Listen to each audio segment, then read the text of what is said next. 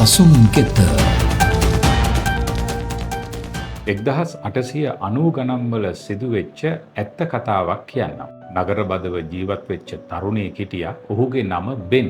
බෙන්ට හිතුණා නගරෙන් ටිකක් ඈතට ගිහිල්ලා ගම් පළාතක ඉඩමක් අරගෙන ගොවිපලක් කරන්න ඕනි කියලා. ප්‍රමාද නොවීම තමුන්ගේ අදහස ක්‍රියාත්මක කරන්න කල්පනා කරපු බෙන් නිව්යෝක් නගරය අතහැරලා පුළුවන් තරම් ඈත පළාතකට ගිහිල්ලා ඉඩමක් අරගෙන ගොවිපල පටන් ගන්නවා. දවල් රෑ නැතුව වෙහෙස මහන්සි වෙලා වැඩ කරපු නිසා හිතුවටත් වඩා ඉක්මනට බෙන්ට පුළුවන්කම ලැබුණා ඊටාම සාර්ථක ගොවිපලක් කරන්න. කොටින්ම කියනවා නම් අවුරුදු 8ක් යනකොට ඒ පළාතේ අක්කර 300කට වඩා ඉඩම් ඔහුට අයිති කරගන්න පුළුවන් වුණා. ඊටාම සාර්ථක වගාවක් වගේම සතුන් 200කට වැඩිය ලොකු ගවපට්ටියකුත් ඔහුට තිබුණා. වසර කිහිපයක්ම මෙහෙම මහන්සි වෙලා වැඩ කළාට පස්සේ බෙන්ට හිතුණා දැන් ඉතින් විවාහයක් කරගත්තා නම් හොඳයි කියලා. ප්‍රමාද නොවීම බෙන් නිව්යෝක් පුවත්පතක දැන්වීමක් දානවා පෑනේ මිතුරියක් අවශ්‍ය කර තිබේ. හොඳ කාන්තාවක් හමු වුණොත් විවාහයකින් වුවද සම්බන්ධතාවය කෙලවර විය හැක කියලා. ටික දවසකට පස්සේ ලිපි කිහිපයක්ම ලැබුණා.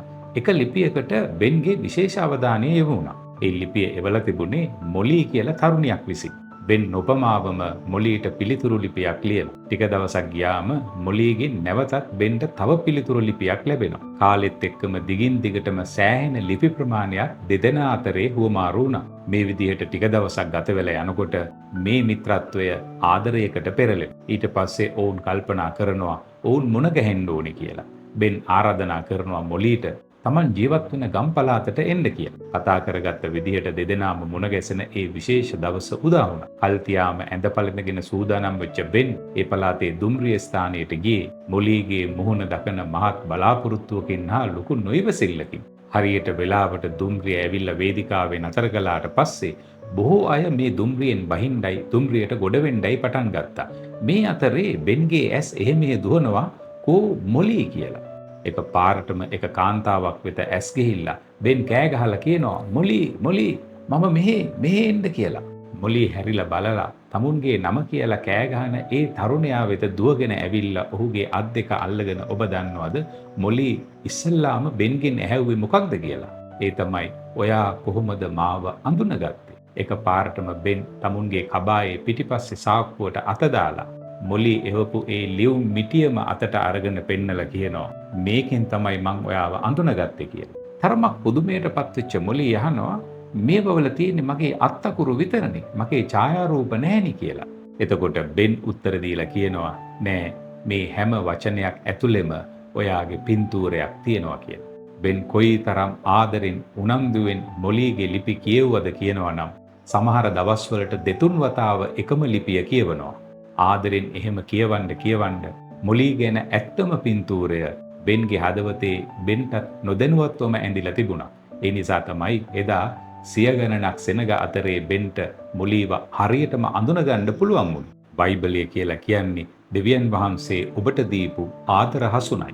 බයිබලය එහෙමත් නැත්නම් දෙවියන් වහන්සේගේ වචනය කියවන්න තමයි උන්වහන්සේ කවුද කියන එක සම්බන්ධයෙන් සැබෑම නිවැරදිම පිළිතුර ඔබේ හදවතේ සහ මනසේ ඇඳෙන්න පටන් ගන්නවා. දේශනාවකදී දේශකයාගේ දෙවියන් වහන්සේ කොයි වගේද කියලා ඔබට අහගෙන ඉන්න පුළුවන්. පොතක් සංගරාවක් කියවනකොට ඒ කතෘවරයාගේ දෙවියන් වහන්සේ කොයි වගේද කියලා ඔබට කියවන්න පුළුවන්. ගීතිකාවකට සවන් දෙනකොට ඒ ගායනා කරන කෙනාගේ දෙවියන් වහන්සේ කොයි වගේද කියලා ඔබට රස විඳින්න පුළුවන්. ඒ වගේම තමයි බයිබල් පාඩමකදී ඒ ගුරුවරයාගේ දෙවියන් වහන්සේ කොයි වගේද කියලා ඔබට ඉගෙන ගන්න පුළුවන්. නමුත් දෙවියන් වහන්සේගේ වචනය ඔබටම අයිති කරගෙන ඒක පෞද්ගලිකව කියවන්න පටන් ගන්නකොට තමයි ඒ පිටු අතරේ ඔබ කියවන ඔබේම දෙවියන් වහන්සේ උන්වහන්සේ ඔබට කොයිතරම් ආදරේද උන්වහන්සේගේ සිතේ ඔබ ගැන තියෙන කල්පනාව කොයි වගේද කියන එක ගැන උන්වහන්සේගේම ඇඟිලි වලින් ඔබේ සිතේ සහ මනසේ අඳින්න පටන් ගන්න.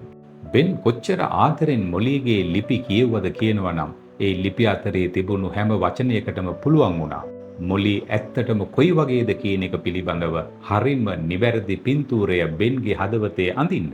දෙවියන් වහන්සේ ඔබට දීලා තියෙන උතුම්ම දේ තමයි උන්වහන්සේගේ වචනය. ඒ තරම් උතුම් දෙයක් තවත් නැහැ. ඒ නිසා තමයි අහසයි පොළොවයි පහව ගියත් උන්වහන්සේගේ වචනය පහ වෙන්නේ නැහැ කියලා කියන්නේ. ඕනෑම දෙයක් වෙනස් කරන්න පුළුවන් දෙවියන් වහන්සේට වෙනස් කරන්න බැරි එකම දේ තමයි උන්වහන්සේගේම වචනය. ඒ නිසා ඒක ඔබටම අයිති කරගන්න. ඔබ හැම ඉරිදම පල්ලි ගිහිල්ලා දේශනා 100 ගණනක් අහනවා කියන එකයි දෙවියන් වහන්සේගේ වචනය ඔබේම අත් දෙකට අරගෙන නිහඬ කාලයක් තුල ඒක පෞද්ගලිකවම කියවනවා කියන එකයි එකක් නෙමෙයි දෙකක් කියන එක හොඳට මතක තියාගන්න. ඔබ බයිබලය එහෙමත් නැත්නම් දෙවියන් වහන්සේගේ වචනය කියවන්නේ නැතුව කොයිතරම් ඒ පිළිබඳව ලියලා තිබුණු පොත්පත් සංගරා කියෙව්වත් බයිබලය කියවනවා කියන එකට ඒක කිසිසේත්ම සමාන කරන්න බැරි බව මතක තියාගන්න. දවසක ඔබව බේරා ගන්නට යන්නේ දෙවියන් වහන්සේගේ වචනය පිළිබඳව ඔබට තිබුණු දැනුම නොවේ, දෙවියන් වහන්සේ පිළිබඳව ඔබට තිබුණු එළිදරව්ව.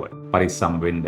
අද බොරු ගුරුවරු හැමතැනම එක එක වේශයෙන් නැගිටලා ඉන්නවා. ඒ මිනිස්සුන්ට ඉඩ දෙන්න එපා.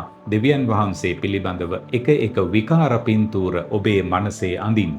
මතක තබා ගන්න. මොලීගේ වචනවලට වඩා දෙවියන් වහන්සේගේ වචන බලවත්. එදා මොලීගේ වචනවලට පුළුවන් වුණා නම් ඇය පිළිබඳව නිවැරදිම පින්තූරය ඇයගේ වචන හරහා බෙන්ගේ හදවතේ මවන්න දෙවියන් වහන්සේගේ වචනයට පුළුවන් උන්වහන්සේ සැබෑවටම කවුද කියන එක පිළිබඳව නිවැරදිම පින්තූරය ඔබේ සිතේ සහ මනසේ ඇති කරන්න. ලූක් 24 වෙනි පරිච්ඡේදයේ 25 වෙනි පදයේ කියනෝ එවිට උන්වහන්සේ ඔවුන්ට ලියවිලි වැටහෙන පිණිස ඔවුන්ගේ සිත් පහදවා ඔවුන්ට කියනසේ කියලා. බොහෝ අය හොයන්නේ දැනුමයි. දැනුම සාපේක්ෂයි. කෙනාගෙන් කෙනාට ඒක වෙනස්. බොහෝ අය තමුන්ගේ දැනුමින් අනිත් අයව මුලා කරනවා. ඒ වගේම සමහරු එක එක්කෙනාගේ දැනුමට රැවටෙනවා. දේශිකයින්ට, ගුරුවරුන්ට, පොත්පත් සංගරාවලට පුළුවන් දෙවියන් වහන්සේ පිළිබඳව දැනුම ඔබට ලබා දෙන්න. එහෙත් උන්වහන්සේ කවුද කියන එක පිළිබඳව ගැඹුරු හෙළිදරව්වක් ලැබෙන්නේ දැනුමින් පිරි මනසකට නොවේ, පැහැදුණු සිතකටයි. ප්‍රවේශම් වෙන්න ඔබේ මනසත් එක එක්කෙනාගේ අදහස් වලින් පිරුණු කසල ගොඩක් කරගන්නේ නැතුව ඉන්න. යාඥා පැදුරට ගිහිල්ලා නිශ්ශබ්ද වෙලා, නිශ්චල වෙලා ශුද්ධාත්මන් වහන්සේට ඉඩ දෙන්න. ඔබ තුල පැහැදුණු සිතක් ඇති කරන්න. එවිට ඔබට ලියවිලි වැටහෙන්න යන දැනුමට එහා ගිය එළිදරව්වක් උන්වහන්සේ විසින්ම ඔබේ සිතට වගුරුවන්න යනවා. අන්න ඒ නිසා තමයි උන්වහන්සේගේ වචනේ කිව්වේ නිශ්චල වන්න, නිශ්ශබ්ද වන්න, මා දෙවියන් වහන්සේ බව දැනගන්න කියලා. ഘോഷාකාරී රැස්වීම් සහ සැමරුම් උත්සව කිසිසේත්ම ඔබේ නිහඬ කාලය තරම් වටින්නේ නැති බව හොඳට මතක තියාගන්න. දෙවියන් වහන්සේ කවුද කියන එක පිළිබඳව ගැඹුරු හා පෞද්ගලික හෙළිදරව්වක් ඔබට තියෙනවා නම් කවදාවත් බොරු ගුරුවරුන්ට ඔබව රවට්ටන්න හම්බ වෙන්නේ නැහැ. ඒ වෙනුවට ඔවුන්ව විමසා බැලීමේ හැකියාවත්, ඔවුන්ව ප්‍රතික්ෂේප කිරීමේ නිර්භීතකමත් ඔබට ලැබෙනවා. එළිදරව් පොතේ දෙවියන් වහන්සේ එපීස සභාවේ දූතයාට කියනවා, නුඹේ ක්‍රියාවල්ද, නුඹේ වැඩ සහ ඉවසීමද, නුඹ නපුරන් නුරුස්සන බවද, ප්‍රේරිතයන් නොවන නමුත් තොමු ප්‍රේරිතයයි කියන්නන් නුඹ සෝදිසි කර බලා ඔවුන් බොරුකාරයන් යයි නුඹ දැනගත් බවද දනිමි. මේ විදිහේ ගැඹුරු විමසා බැලීමේ හැකියාවක් ලැබෙන්නේ ඔබ එකතු කරගත්ත දැනුමට නොවේ, ඔබට ලැබුණු හෙළිදරව්වටයි. මතක තබා ගන්න. බොරු ප්‍රොපේතවරුන්ට, බොරු ගුරුවරුන්ට පමණක් නොවේ, ඒ අයට රැවටිච්ච අයටත් විනිශ්චයක් තිබෙනවා. යේසුස් වහන්සේ ස්වර්ගයට එසවෙන්න පෙර මේ ලෝකේ හිටපු අන්තිම තප්පර කිහිපෙදිත් ශ්‍රාවකීන්ට ඉගැන්වුවේ උන්වහන්සේගේ වචනේ තිබෙන වැදගත්කමයි. ඊට සුළු මොහොතකට පසු උන්වහන්සේ වලාකුළු අතරේ නොපෙනී ගියත් වචනය විසින් කිසිදා නොමැකෙන ජීවමාන පින්තූරයක් ඔවුන්ගේ හදවත්වල අඳිනු ලැබුවා. දෙවියන් වහන්සේගේම ශුද්ධ වූ වචනයට දිය යුතු තැන කවදාවත් බොරු ගුරුවරුන්ට හා ඔවුන්ගේ ඉගැන්වීම් වලට දෙන්න එපා. නොරැවටී ඉන්න වචනයට එන්න. රැවටෙනවා නම් ඒක ඔබේ තීරණය බව මතක තබා ගන්න. මෙවැනිම සිතුවිල්ලකින් නැවත ඔබව හමු වෙන්නම්. එතෙක් ඔබට ජේසුස්වේතයි. Subscribe us for more details.